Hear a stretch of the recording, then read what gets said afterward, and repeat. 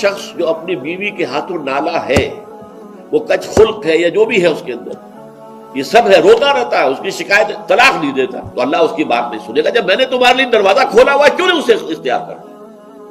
اللہ تعالیٰ جو ہے اس کے لیے بھی ہو سکتا ہے بہتر شکل پیدا کر دے، تمہارے بعد اللہ اسے کوئی بہتر شوہر جو اس کے ساتھ موافقت رکھنے والا ہوا، اللہ اسے عطا کر دے، تمہیں بھی عطا کر دے۔ اسی طریقے سے ایک شخص ہے جو قرض دیتا ہے، نہ تحریر لیتا ہے، نہ جو ہے اس کے اوپر گواہی کرتا ہے، بعد میں روتا ہے۔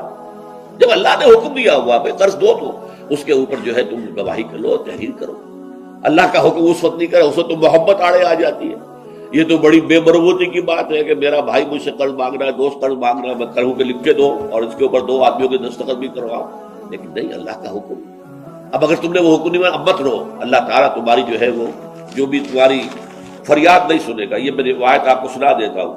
وقد روى شعبة عن فراس من الشعبي عن ابی بردہ عن ابی موسیٰ قال ثلاثة يدعون الله فلا يستجيب لهم۔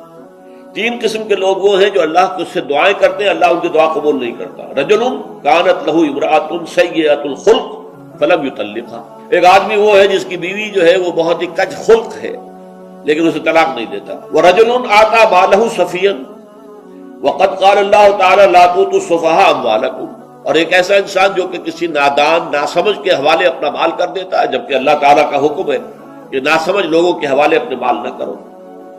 ورجل